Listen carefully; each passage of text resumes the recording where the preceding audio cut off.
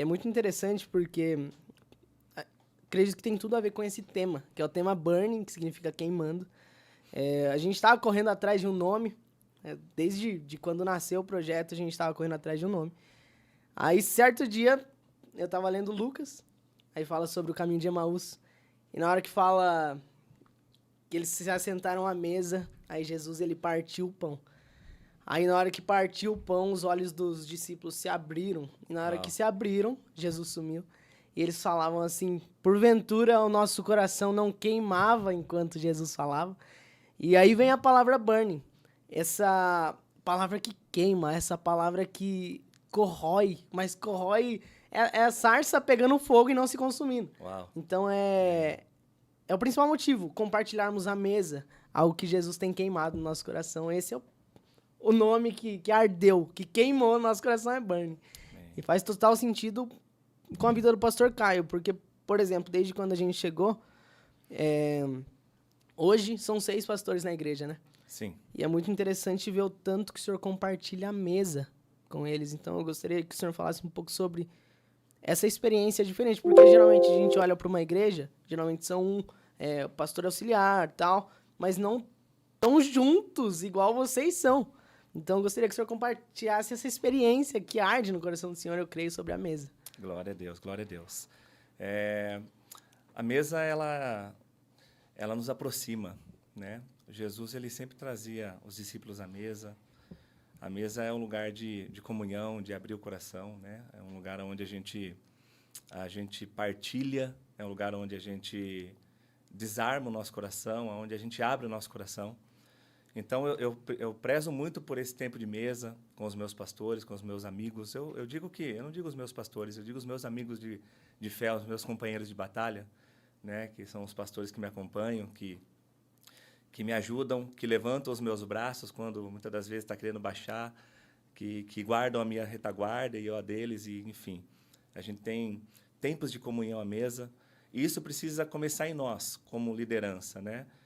Então, eu acredito muito naquilo que o propósito da mesa nos proporciona, né? Porque quando você vai lá para o livro do Êxodo, Mateus e Neto, você vê que quando Deus vai dar a ordem a Moisés para fazer o tabernáculo, você vai ver que ele vai pedir para que fizesse... Ele fala, Moisés, tudo conforme eu te mandar para modelo do tabernáculo, faça. Aí ele vai dar todas as instruções do que seria usado para o tabernáculo. E o que me chama a atenção é que ele pede primeiro para fazer um santuário, né? E depois disso, né, ele pede para fazer a mesa. Ele fala para fazer o santuário, né? E aonde estaria ali a arca da aliança. E depois disso, em Êxodo capítulo 25, você vai ver isso. E no versículo 8, se não me falha a memória, ele pede para que fizesse uma mesa.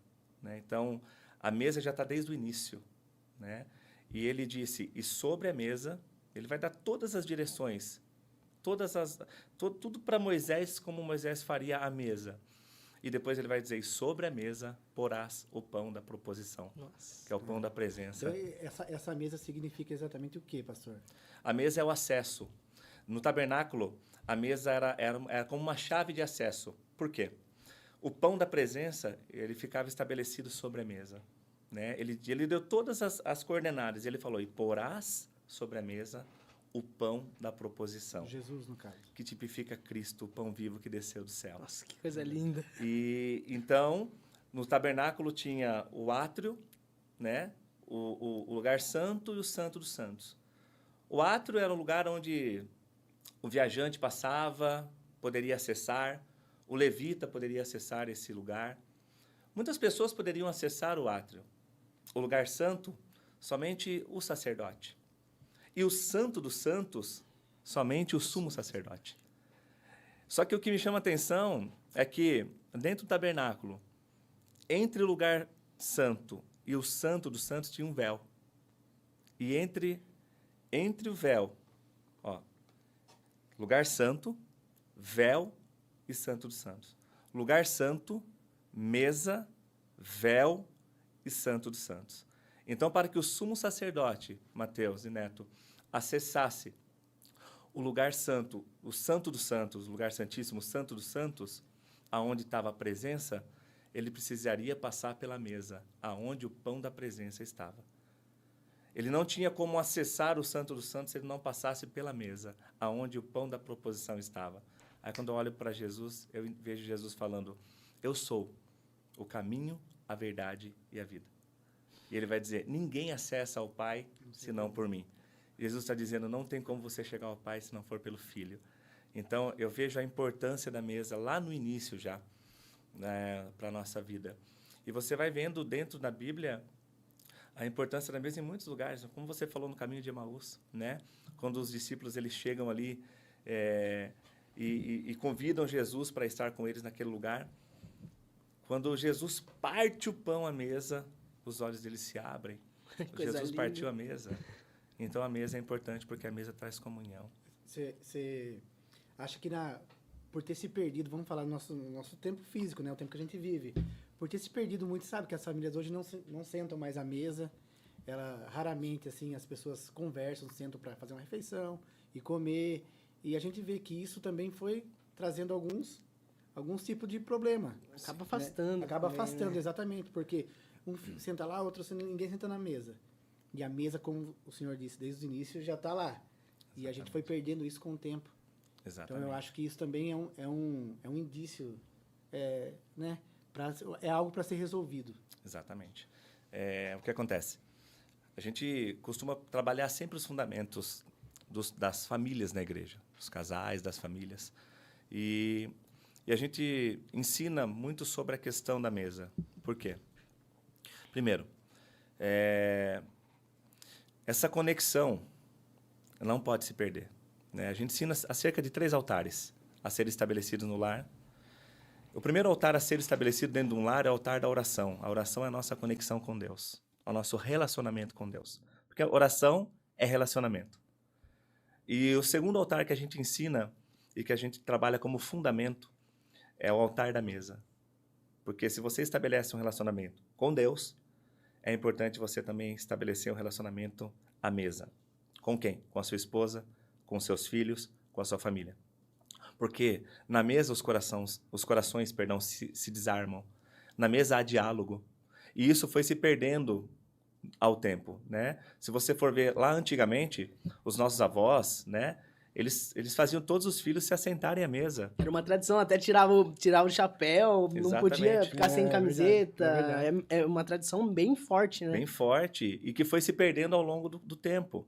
E hoje você chega em alguns lares, infelizmente você vê a mãe sentada na mesa, o filho jogando videogame na sala, o pai lá num outro cômodo e não tem mais a conectividade, a comunhão. E isso faz com que as famílias acabam se desfazendo. Por quê? Porque falta o diálogo, falta a comunhão à mesa, né? Então, é muito importante esse relacionamento à mesa, né? Que foi se perdendo ao meio do tempo e tem se perdido, mas nós precisamos trabalhar isso como fundamento no coração da igreja, no coração das pessoas, a importância de se assentar à mesa. Quando vocês falaram aqui ao início, né, dessa comunhão que nós temos com os pastores da casa, com os irmãos da casa, a mesa, tudo resolve a mesa. Se tem alguma situação difícil para resolver, a gente não vai usar de outra forma a não ser nos assentarmos à mesa e partilharmos a mesa. Porque na mesa o que acontece? O meu coração se desarma, na mesa eu consigo trabalhar conexões. Então, a mesa é muito importante, essa questão de estarmos à mesa, na mesa juntos, né? E a gente vê que a gente vai fazer uma reunião, estamos à mesa. Estamos aqui no podcast, estamos Na mesa. à mesa. Então, a mesa é importante. Jesus na ceia, mesa. Né? Além da mesa, a importância da refeição junto. Você pode ver que a Santa Ceia é o maior exemplo disso. Que estavam os discípulos e Jesus, eles estavam ceiando na mesa, comendo. Exatamente. E é legal que na mesa não existe querendo ou não, uma acepção. Na verdade, não deveria existir, né? Uma acepção, porque mesmo Judas, que Jesus sabia que ele era o traidor, mas ele estava comendo junto. Exatamente. Não foi excluído da mesa. Né? Eles Não estavam foi excluído. juntos comendo o mesmo pão. Exatamente. Que loucura a gente parar pra pensar isso nos dias de hoje, porque se fosse hoje, provavelmente Judas nem entra. Não. Nem senta. Mano, você vai comer o meu pão. O pão que a gente preparou, não, imagine. Se fosse nos dias de hoje. Mas Jesus lá falou, viu, a gente preparou a mesa. Come junto. Que loucura. Isso é fascinante, né? É fascinante. É fascinante. Pastor,